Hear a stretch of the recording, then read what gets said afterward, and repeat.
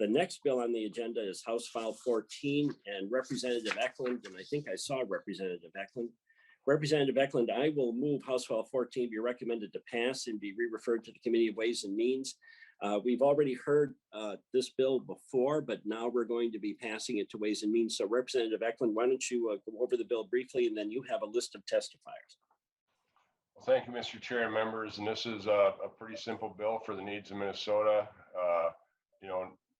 Broadband should no longer be a luxury. It's a necessity, and I think we've seen that in the last year with distance learning, telehealth, and all the things that we've have had to deal with the pandemic. What the bill does, Mr. Chair, members, is appropriates $60 million a year FY22 and $60 million a year in FY23 to the Office of Broadband for their broadband grant program. With that, Mr. Chair, members, there is a list of testifiers that will speak to the merits of the bill. The first I have is Vince Robinson, Minnesota Rural Broadband Coalition. Mr. Robinson, welcome to the committee, and please identify yourself for the record. Thank you, Mr. Chair. My name is Vince Robinson, and I chair the Minnesota Rural Broadband Coalition. Thank you, Chair Pawlowski, for making broadband funding a committee priority this year. Appreciate that, as in the past. And thank you to Representative Ecklund and continued leadership on this issue. I'll make my comments very short. You've heard from me before on this topic. Coalition continues to support the $120 million in ongoing funding for the Border to Border grant program. This is per the recommendation of the Governor's Broadband Task Force. We know that there's a state budget surplus, and in addition to the state and local assistance that will be coming from the American Rescue Plan, we feel that this is a great opportunity to make a significant investment in broadband for our state. And obviously, we've talked about this before, the spotlight that the pandemic has put on broadband. Had we been making stronger investments in the past, many of our communities could have avoided some of the, devastating circumstances that they faced without broadband available to them. I just implore you to not let that happen again in the future and push for this funding and get these communities hooked up. Thank you, Mr. Chair. I'm open to any questions. All right, I'm going to go through the testifiers and then we'll have questions. Next on my list is Terrell Clark, County Commissioner, Stearns County. County Commissioner Clark, welcome to the committee and welcome back to the legislature. Please identify yourself for the record. Good morning, Mr. Chair and members. I am Stearns County Commissioner and current Board Chair Terrell Clark. It is great to be here this morning. I want to thank you, Chair Pawlowski, for the opportunity to testify briefly today and for your commitment, as has already been stated, to making broadband a committee priority. I want to just give a few examples about how important this is to Minnesotans in all walks of life all across the state. My comments today are on behalf of the Minnesota Inter-County Association, the Association of Minnesota Counties, and clearly reflect the priorities of Stearns County's board. Thank you to Chair Ecklund for authoring House File 14 and for championing increased funding for the state Border to Border broadband grant program. I personally, and I think people across state agree that broadband is now a necessity, it is not a luxury. Even after significant past investment and state grant funds, there remains 5,362 underserved parcels and 4,443 unserved parcels in Stearns County alone. We frequently hear stories about home businesses that have to shut down when school kids come home so they can dedicate the broadband access to the children for homework. Parents appreciate the schools providing their children with laptops, but complain they cannot be used due to lack of access. Or they need to sit outside libraries or other places with Wi-Fi, not exactly the optimal location for doing homework. Farmers who are unable to use the high-tech equipment that could be available to them if there was decent broadband, small businesses who need high-speed internet to meet customer demand and to manage their businesses, and that was before COVID hit us. House File 14 would fully fund the governor's broadband task force recommendations by appropriating $60 million in each of the next 2 years. We strongly agree that that level of funding is clearly needed. In Stearns alone, we estimate the cost of connecting roughly 3,500 homes in the Belgrade, Bruton, El Rosa area to be about $24 million. The need crosses community and county lines throughout our state. You see the need in each of your districts, and the continued high demand for state grant funds confirms that Stearns is not alone. Statewide grant requests were more than twice available funds in each of the past 2 years. As a member of the National County Association's Broadband Task Force, I can also tell you that communities and states across the country are prioritizing broadband investment. To remain competitive, we must continue to prioritize border-to-border broadband like the core public infrastructure it is, infrastructure that's needed by Minnesota businesses, by students in primary, secondary, higher ed, and lifelong learners, by seniors and families to help them stay connected, by medical and mental health professions, community leaders, dare I say the courts, and on and on. That the importance of high-speed internet access for all Minnesotans simply cannot be overstated and was clearly highlighted by the COVID pandemic. Thank you again, Chair Ecklund, for authoring House File 14 and the opportunity, Chair Pulaski and members. With me today is Matt Mossman, Executive Director of the Minnesota Inter-County Association, and we'll both be available for any questions you might have. Thank you. Anna Boroff is next, Minnesota Cable Association. Welcome to the committee, and please identify yourself for the record. Good morning, Mr. Chair, members of the committee. My name is Anna Boroff, and I am the Executive Director of the Minnesota Cable Communications Association. So good morning. Minnesota Cable would like to thank Representative Ecklund for his thoughtful understanding of how broadband funding and policy impacts the entire state. We appreciate the committee's work towards our shared goal of ensuring that all Minnesotans have access to high-quality broadband. For years, Minnesota Cable's members have leveraged the state border-to-border grant program to reach unserved areas of Minnesota. The Office of Broadband Development's broadband coverage maps show that the state grant program has helped reduce the percentage of unserved areas. So this program has effectively targeted funding towards the most difficult and expensive areas to serve. And these grants have also helped leverage the billions in private capital investments by providers like my members to expand their networks across Minnesota. Minnesota Cable has not advocated for a specific amount of funding for the broadband grant program in the past, recognizing the many priorities that legislators balance.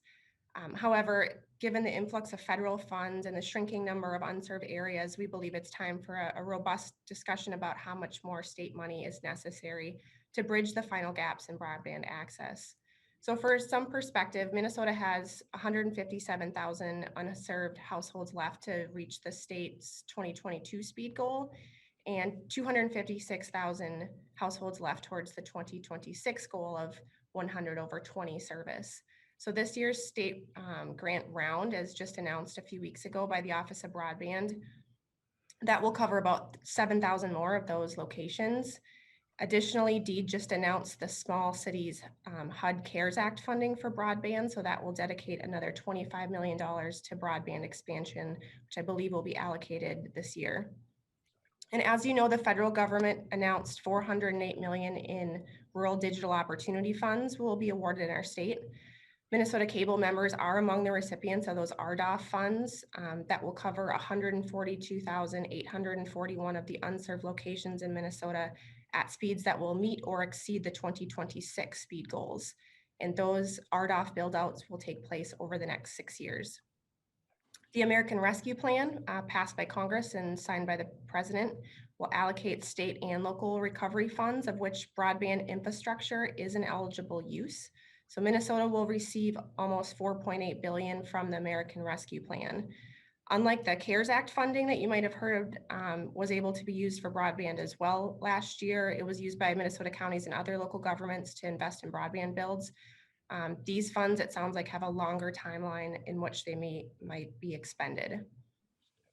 These are not the only federal funds coming into Minnesota. So Alternative Connect American Cost Model Funds, or ACAM, accounts for another $65 million a year through at least 2026.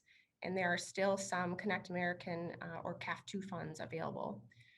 So when you add those federal funds to the already significant private sector investments taking place, this means the availability of contractors and supplies are going to be in high demand. So Minnesota Cable believes that the level of state funding for the border-to-border program in the next biennium should take into consideration all of the federal funding and ensure that the state broadband grants are not used to deploy broadband in areas that are already served. If those state funds are spent in areas that are already funded by federal sources, this would put the Office of Broadband, inappropriately in the position of favoring a competitor in a market with a broadband subsidy, and that's never been the goal of the state's broadband grant program. So lastly, the unserved household numbers that I referenced earlier only count wireline connections. They don't count wireless broadband connections. And so as we watch technology change and improve access across the state, we think a conversation about what type of broadband service counts towards the state broadband goals is overdue. So Mr. Chair, members of the committee, thank you for your opportunity to share our thoughts about these important topics. Thank you for your support for broadband across the state. And I am happy to answer questions either now or at the end. Thank you. Ms. Boroff, thank you. We're going to hold off on questions, but I'll make one observation. First of all, thank you for bringing up the federal money. I had requested this in conversations I'd had with you over the last couple of weeks, and I'm going to continue to make those requests. I am looking forward to having a hearing on the federal, both the past and then the current federal allotments for broadband or cable or however they're describing it and however they're going to dole it out over the next 6 years. But frankly, we just don't have enough information yet to have a hearing. When we get the information, we will have a detailed hearing because I do share a concern about what we're going to do with the state allotment and then what the federal government's going to do. And we certainly don't need to overlap. We could target our dollars much better if we knew exactly what the federal government is going to do. So members, we anticipate another hearing on this as soon as we get all the information. Next on my list, Marty Morell. Welcome to the committee, and please identify yourself for the record. Good morning, Chair Pulowski, members of the committee. For the record, my name is Marty Morell. I'm with Nuvera. We are a rural telecommunications, broadband, and cable TV provider located in central and southern Minnesota. We serve 28 communities, including Hutchinson, Prior Lake, and our headquarters in New Ulm. I also currently serve as the chair of the Minnesota Telecom Alliance's Legislative Committee, and I'm here today testifying on behalf of both my company and behalf of the other member companies of MTA. The MTA membership is a mix of family-owned companies, cooperatives, privately held, and publicly traded companies. While MTA members may have different corporate structures, one thing we have in common is our commitment to serve broadband in rural Minnesota. I appreciate the opportunity to tell you about our personal involvement in the border-to-border grant program.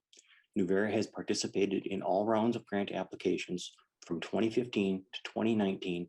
We have applied for and been awarded approximately $2.4 million to build to 758 subscribers. Nuvera has matched approximately $3.4 million for total cost projects of over $5.8 million. This summer, we will be building to another 740 customers at a cost of approximately $5.4 million. The grants we receive are instrumental in my company's decision to build to these rural customers. Also, the 2-year funding greatly assists us in developing the construction projects.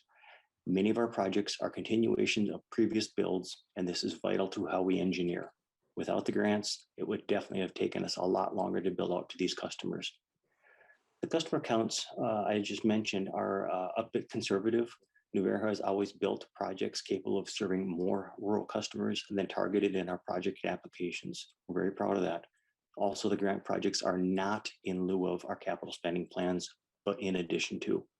Mr. Chair, members, this program works. It leverages local investments made in business plans that, quite frankly, otherwise wouldn't. I'm fortunate also enough to participate in a national telecom alliance as well. The Minnesota model, as it's referred to, is the envy of the rest of the states. I'd also be remiss if I didn't mention that OBD does an incredible job. We've done a lot over the past year of the program, but I'll tell you, we've got a lot more to do. We greatly appreciate your support in getting this vital service to more customers every day. Thank you for the opportunity to testify, and I look forward to questions at the end.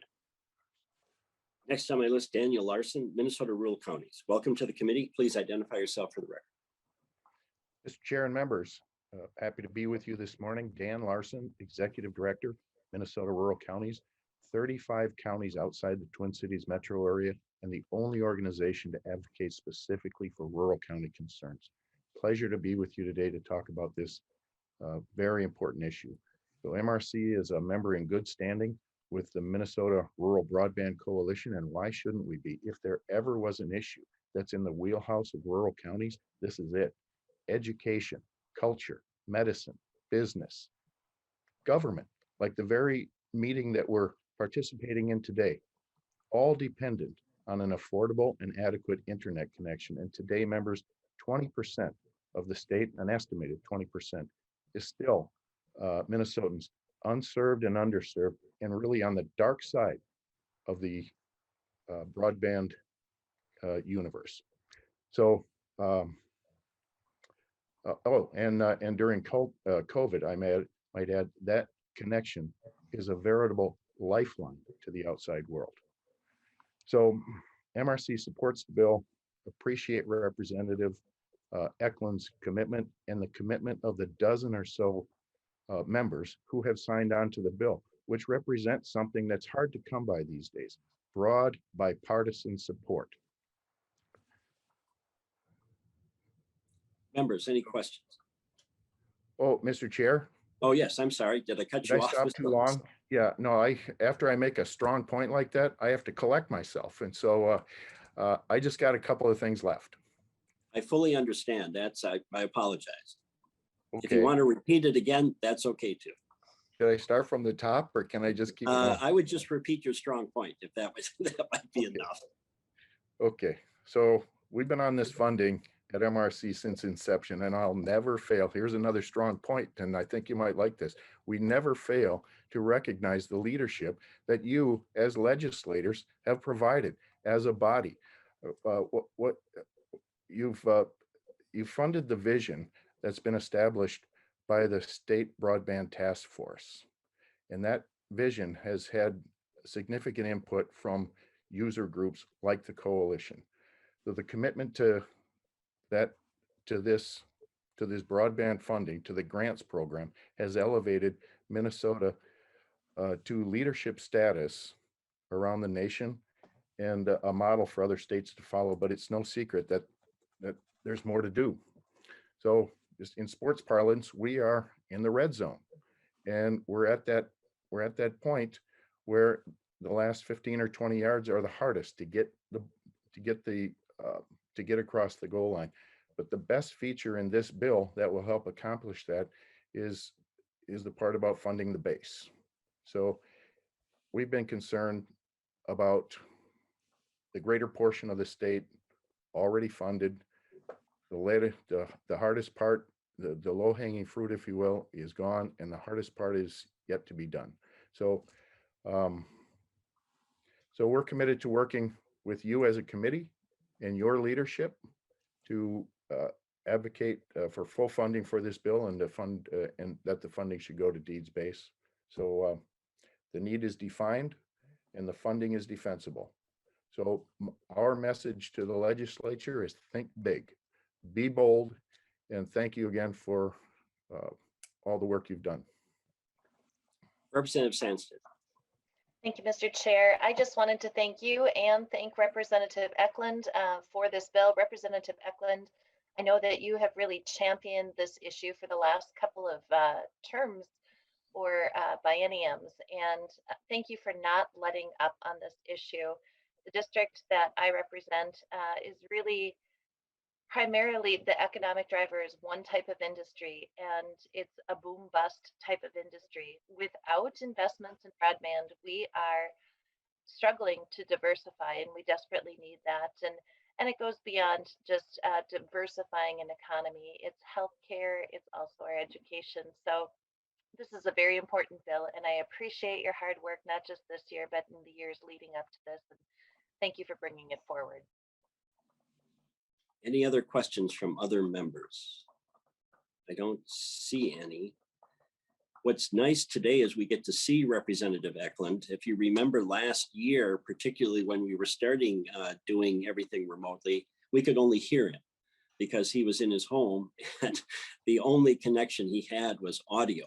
So he's in his office today, and I think there have been some improvements since last year with Representative Ecklund remotely, but that we've seen the crisis visually in our committees and in our work at the legislature.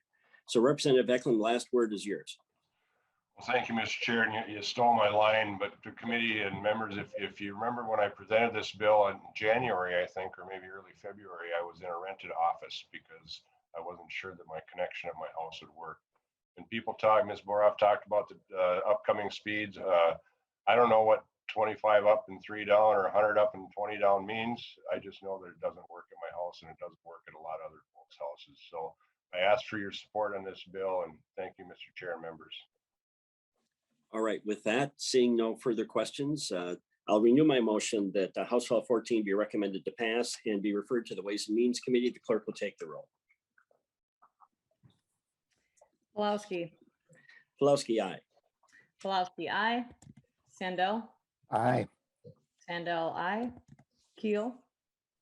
Keel, aye. Keel, aye. Bierman.